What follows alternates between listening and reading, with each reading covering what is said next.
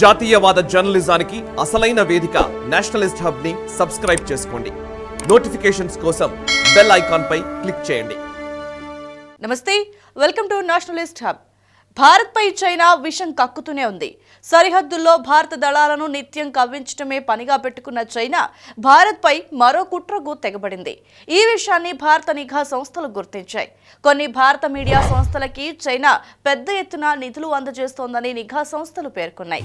ఈ మీడియా సంస్థలకి నిధులు అందజేయడం ద్వారా దేశ ఆర్థిక, రాజకీయ, సైనిక, వ్యూహాత్మక ప్రయోజనాలకు చైనా భంగం కలిగిస్తోందని కేంద్ర ప్రభుత్వానికి నివేదించాయి. మిత్ర దేశాల్లో భారత్ పై వ్యతిరేక ప్రచారం చేయటం, భారత్లో చైనాకు అనుకూలంగా ప్రచారం చేయటం వంటి పనులు ఈ మీడియా సంస్థలు చేస్తున్నాయని నిఘా సంస్థలు గుర్తించాయి. అంతేకాదు, ఇందుకు సంబంధించి పక్కా ఆధారాలు సేకరించాయి. ఆయా మీడియా సంస్థల ప్రతినిధులకి చైనా నుంచి భారీగా నిధులు అందుతున్నట్టుగా గుర్తించాయి. ఈ నేపథ్యంలో చైనా నిధులతో నడుస్తున్న భారత మీడియా సంస్థలపై కఠిన చర్యలు తీసుకోవటానికి కేంద్ర ప్రభుత్వం సిద్ధమవుతోందని తెలుస్తోంది.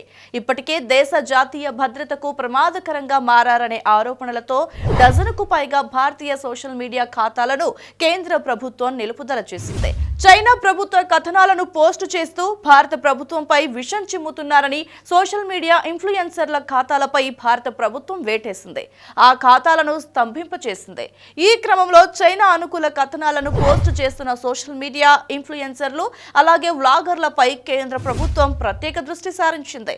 చైనాకు అనుకూలంగా భారత్లో నడుస్తున్న యూట్యూబ్ ఛానళ్లు, వ్లాగర్లు, సోషల్ మీడియా ఇన్ఫ్లుయెన్సర్ల సమగ్ర జాబితాను కేంద్ర ప్రభుత్వం సేకరించింది. వీటిలో కొన్నింటిపై ఇప్పటికే చర్యలు కూడా తీసుకుంది. ఆ యూట్యూబ్ ఛానళ్లను, సోషల్ మీడియా ఖాతాలను, వ్లాగర్ల ఛానళ్లను నిలిపివేసింది. చైనా నిధులతో దేశంలో నడుస్తున్న మీడియా సంస్థలు, యూట్యూబ్ ఛానళ్లు, సోషల్ మీడియా ఇన్ఫ్లుయెన్సర్లు అలాగే వ్లాగర్లు ఆ దేశానికి సమాచారం అందిస్తున్నారని, తద్వారా దేశ భద్రతకు అత్యంత ప్రమాదకరంగా మారారని నిఘా సంస్థలు గుర్తించాయి. ఇటీవలే ఇన్స్టెంట్ లోన్ యాప్స్ నిర్వాహకుల్లోనూ చాలా మంది చైనా వారేనని వెల్లడైంది. ఆన్లైన్ ద్వారా మన దేశంలో పెద్ద ఎత్తున యువతను లోన్ యాప్స్ ఏజెంట్లుగా నియమించుకొని లోన్స్ రూపంలో భారీ ఎత్తున దండుకుంటున్నారని వెల్లడైంది. అంతేకాదు, ఎంతో మంది యువతను ఆన్లైన్లో వేధించి వారి ప్రాణాలు పోవటానికి కారకులయ్యారనే ఆరోపణలు ఉన్నాయి. సోషల్ మీడియా ఇన్ఫ్లుయెన్సర్లు, యూట్యూబ్ ఛానళ్ల నిర్వాహకులు ప్రజాభిప్రాయాన్ని ప్రభావితం చేస్తున్నారని, భారత ప్రభుత్వంపై విద్వేషపూరిత వ్యాఖ్యలు చేయటం, మతాల మధ్య చిచ్చు పెట్టడం, ప్రజల మధ్య సామరస్యాన్ని దెబ్బతీయటం వంటివి చేస్తున్నారని నిఘా సంస్థలు గుర్తించాయి. ఈ నేపథ్యంలో వారి ఆట కట్టించడానికి కేంద్ర ప్రభుత్వం సన్నద్ధమవుతోంది.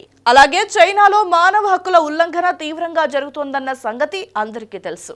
ఐక్యరాజ్య సమితితో సహా దాదాపుగా ప్రపంచ దేశాలన్నీ ఈ విషయాన్ని అంగీకరించేవే.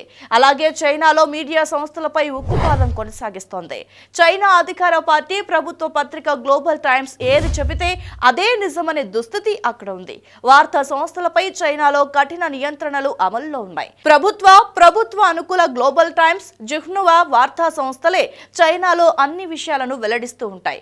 ఇక సోషల్ మీడియా ద్వారా చైనా ప్రభుత్వ అరాచకాలు ప్రపంచానికి తెలుస్తాయని ట్విట్టర్, ఫేస్బుక్ తదితరాలను నియంత్రణలు విధించింది. వైబో అనే ట్విట్టర్ ను పోలిన దాన్ని మాత్రమే ప్రజలు వినియోగిస్తున్నారు. దానిలోనూ ఏది పడితే అది పోస్ట్ చేయడానికి కుదరదు.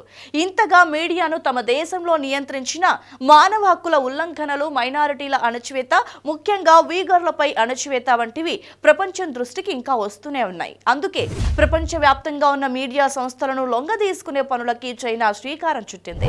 తనకు వ్యతిరేకంగా ఉండే మీడియాను లొంగ తీసుకోవడానికి చైనా తీవ్ర ప్రయత్నాలు చేస్తోందని అమెరికాలోని థింక్ ట్యాంక్ ఫ్రీడమ్ హౌస్ నివేదిక బాంబు పేల్చింది.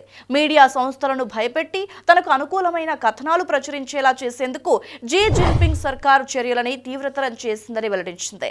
అమెరికాలోని ఫ్రీడమ్ హౌస్ నివేదిక ప్రకారం 2019 నుంచి ప్రధాన మీడియాలో చైనా అనుకూల కథనాలను భారీ ఎత్తున ప్రచారం చేయటం, చైనా ప్రభుత్వానికి వ్యతిరేకంగా వార్తలు, అభిప్రాయాలను ప్రచురించే సంస్థలను బెదిరించటం, సైబర్ వేధింపులకి పాల్పడటం, తప్పుడు సోషల్ మీడియా ఖాతాలను ఉపయోగించటం, తప్పుడు సమాచారాన్ని ప్రచారంలోకి తీసుకురావటం వంటి పద్ధతులను చైనా ప్రభుత్వం అమలు చేస్తోందని విమర్శలు వ్యక్తమవుతున్నాయి.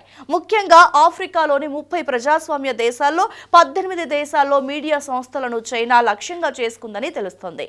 చైనా అధినేత జీ జిన్పింగ్ ప్రతిష్టను పెంచేలా కథనాలు రాయాలని, వీటిపై చైనా ప్రభుత్వం ప్రభుత్వం ఒత్తిడి తెస్తోందని చెప్తున్నారు.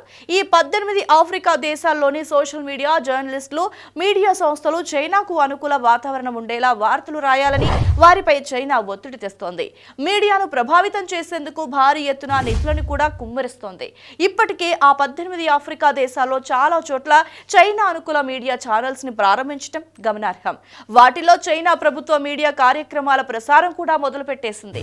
ఇక మిగతా దేశాల్లోని మీడియా సంస్థల్లో పెట్టుబడులు పెట్టే వాటిని కూడా తనకు అనుకూలంగా లొంగదీసుకోవాలని అనుకుంటోందని సమాచారం.